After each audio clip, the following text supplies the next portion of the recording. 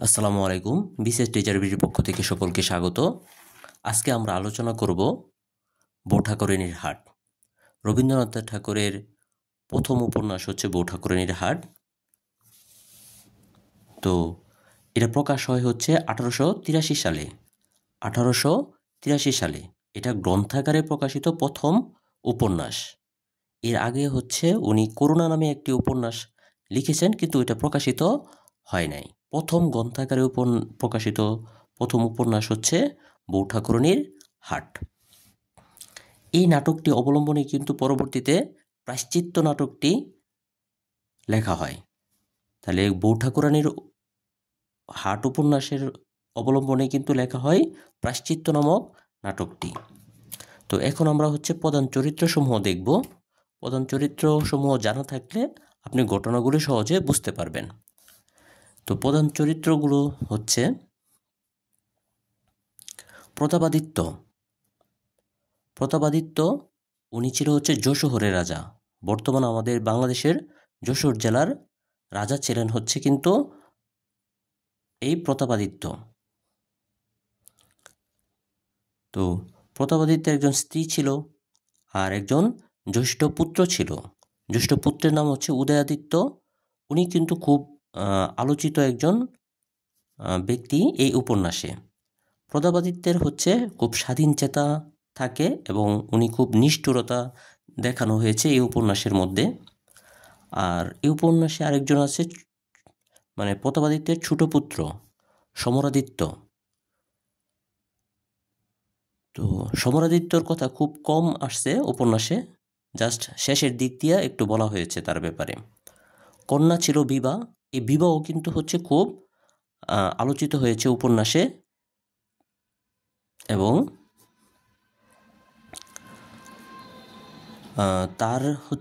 তার সাথে বিয়ে হয় হচ্ছে চন্দ্রদ্বীপের রাজা রামচন্দ্র রায়। আমি সরি, এখানে ভুল লিখছিলাম, এটা হচ্ছে রামচন্দ্র রায়। এই চন্দ্রদ্বীপের রাজার এখানে কিছু মানুষ ছিল। এটা হচ্ছে রাজা ছিল রামচন্দ্র রায়, তার একজন ভার ছিল রমাই ভার। আমরা যেরকম হচ্ছে গোপাল ভার শুনি, তো এরকম হচ্ছে রমাই ভার ছিল হচ্ছে চন্দ্রবাদিত্যের রাজ্যের ভার। আরেকজন ব্যক্তি থাকে, এটা হচ্ছে রামমোহন।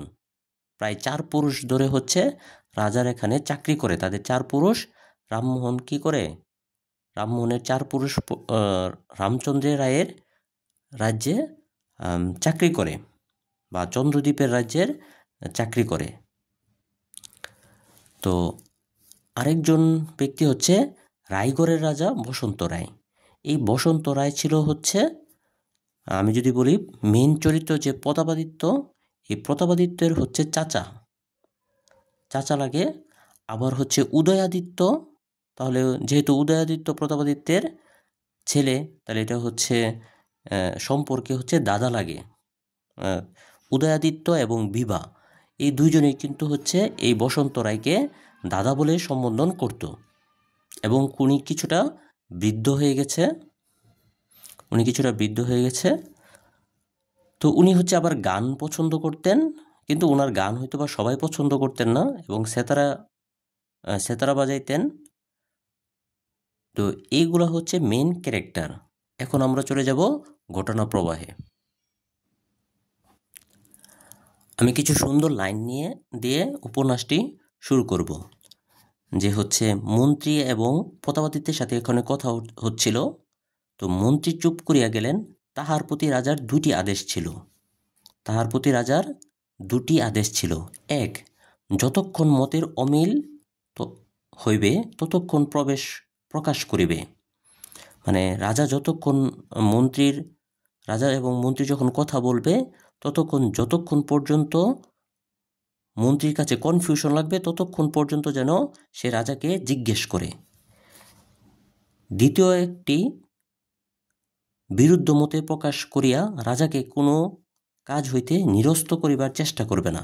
মানে একটা কন্ট্রাডিক্টরি কথা বলছে, যে হচ্ছে রাজা যখন কথা বলবে, কথার মধ্যে যদি কোনো সমস্যা থাকে তখন মন্ত্রী যেন কথা বলে, যে এটা এরকম হইতে পারত, ওই রকম হইতে পারত, এরকম একটা আদেশ ছিল তার কাছে, যে যতক্ষণ মতের অমিল হইবে ততক্ষণ প্রকাশ করিবে। আবার হচ্ছে রাজা এরকমও চাইতো যে বিরুদ্ধ মত প্রকাশ করিয়া রাজাকে কোনো কাজ হইতে যেন নিরস্ত করিবার চেষ্টা না করা হয়। মন্ত্রী আজ পর্যন্ত এই আদেশের ভালোরূপ সামঞ্জস্য করিতে পারেন নাই। তার মানে হচ্ছে যারা হচ্ছে চাকরি করে তাদের কিন্তু এই সমস্যাগুলো কিন্তু ফেস করতে হয়, যে তারা মানে বস অবশ্যই চায় যে হচ্ছে তার সাথে যেন মত প্রকাশ করা হয়, আবার এমনও চায় যে তার কথার বিরুদ্ধে যেন না যায়। এখন আমরা ঘটনা প্রবাহ শুরু করব। ঘটনা হচ্ছে 3টা জায়গায় হয়। একটা হয় হচ্ছে যশোর, আমরা বলছি যশোর, আর একটা হচ্ছে চন্দ্রদ্বীপ,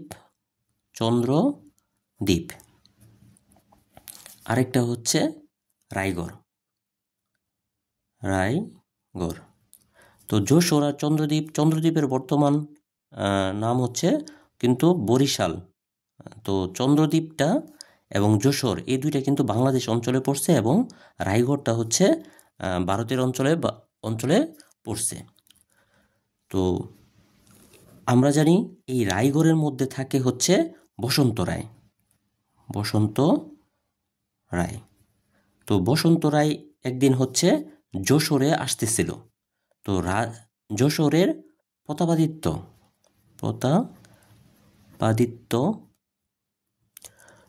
প্রতাপাদিত্য কিন্তু তাকে খুন করার নির্দেশ দেয়।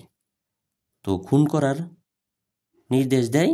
রায়গড় থেকে বসন্ত রায় যখন মাঝপথে আসে, প্রতাপাদিত্যের সন্তান উদয়াদিত্য কিন্তু এই কথাটা শুনতে পায়। উদয়াদিত্য শুনতে পেয়ে সে হচ্ছে এই যশোর এবং রায়গড়ের মাঝামাঝি জায়গায় এসে বসন্ত রায়কে রক্ষা করে। এখানে কিন্তু বসন্ত রায়কে রক্ষা করে। তো বসন্ত রায় যখন এই কথা জানতে পায় যে হচ্ছে প্রতাপাদিত্য মানে তার ভাতিজা তাকে মারার জন্য নির্দেশ দিয়েছে, সে হচ্ছে প্রতাপাদিত্যের কাছে যায়। মানে রক্ষা তো পাইছে, পাওয়ার পরে সে প্রতাপাদিত্যের কাছে যায় এবং তার কারণ জিজ্ঞেস করতে চায়, কিন্তু সে মাথা নত করে থাকে। তো এখানে হচ্ছে এখন বসন্ত রায় হচ্ছে এখানে প্রতাপাদিত্যের রাজদরবারে আসা কয়েকদিন থাকে, এবং এই যে বিবার সাথে আমরা একটু আগে শুনছিলাম বা বলেছিলাম যে বিবার সাথে কিন্তু চন্দ্রদ্বীপের রাজা রামচন্দ্রের বিবাহ হয়। বিবার সাথে চন্দ্রদ্বীপের রাজা রামচন্দ্রের বিবাহ হয়, কিন্তু তাদের আসা যাওয়া খুব কম হয়। মানে রাজা বিবাহকে বিবাহ করেই চন্দ্রদ্বীপে চলে গেছে এবং অনেক দিন ধরে বিবার এখানে আসে না।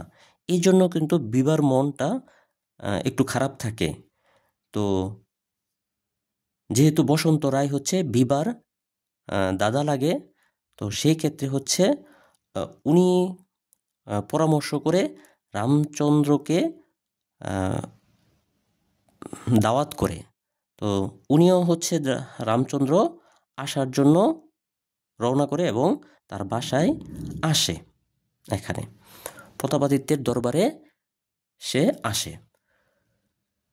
তো প্রতাপাদিত্য রামচন্দ্র হচ্ছে যেহেতু বিয়ে করছে, বিয়ের কথা অনেক সময় মানুষ অনেক কথা বলে, এই কথাকে রোধ করার জন্য বা প্রতিবাদ করার জন্য উনি ওনার রাজ্যে থেকে রমাই ভারকে নিয়ে গেছে।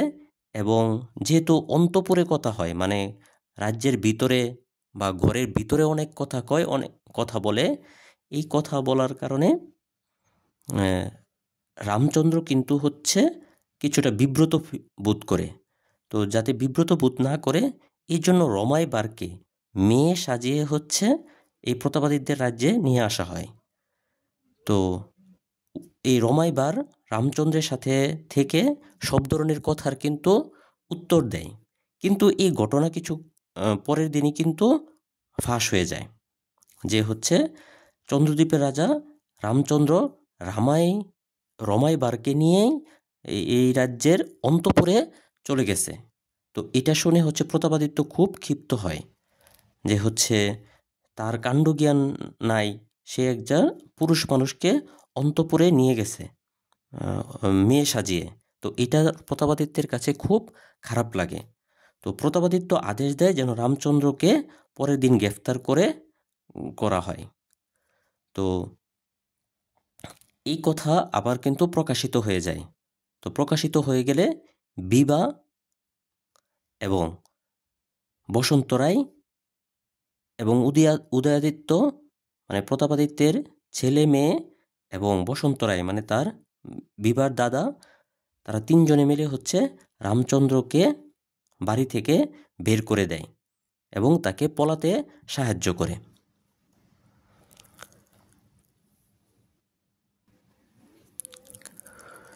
এই পলাতে সাহায্য করার কারণে হচ্ছে বসন্ত রায়কে আবার তার রায়গড়ে পাঠিয়ে দেওয়া হয় এবং উদয়াদিত্যকে কিন্তু হচ্ছে একটা মানে গৃহবন্দী করে রাখা হয়। তো গৃহবন্দী থাকা অবস্থায় কিন্তু সে অনেকটাই দুর্বল হয়ে পড়ে এবং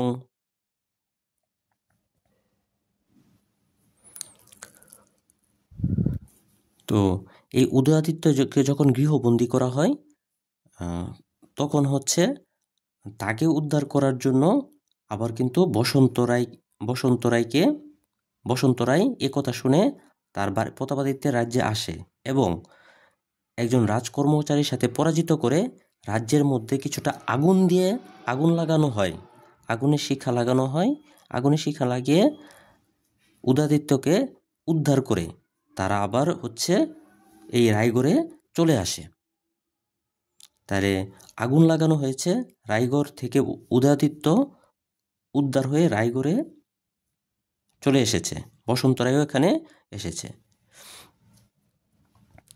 তো এই কথা শুনে আবার প্রতাপাদিত্য খুব ক্ষিপ্ত হয় এবং সে একজন পাঠানেরকে আদেশ করে যে যাতে উদয়াদিত্যকে এখান থেকে বন্দি করে নিয়ে আসা হয় এবং এই যে রায়গড়ের বসন্ত রায় মানে তার চাচাকে যেন হত্যা করা হয়। তো পরবর্তীতে উদয়াদিত্য একদিন হচ্ছে পাঠান ওই সেনানায়কের কাছে ধরা পড়ে এবং বসন্ত রায়ের কাছে যায় এবং তাকে হত্যা করার জন্য। তো বসন্ত রায় এখানে খুব আবেগপ্লাবিত হয়ে যায় যে হচ্ছে প্রতাপাদিত্যের বাবা যখন মারা যায় তখন কিন্তু এই বসন্ত রায় হচ্ছে প্রতাপাদিত্যকে কুলে পিঠে করে মানুষ করে এবং তাকে বিয়ে দেওয়ার পরে হচ্ছে তাকে রাজার আসনে বসায় এবং তার ছেলে মেয়েকে পর্যন্ত কিন্তু হচ্ছে এই বসন্ত রায় কুলে পিঠে করে মানুষ করছে, এ পর্যন্ত কোনো আঘাত দেয় নাই।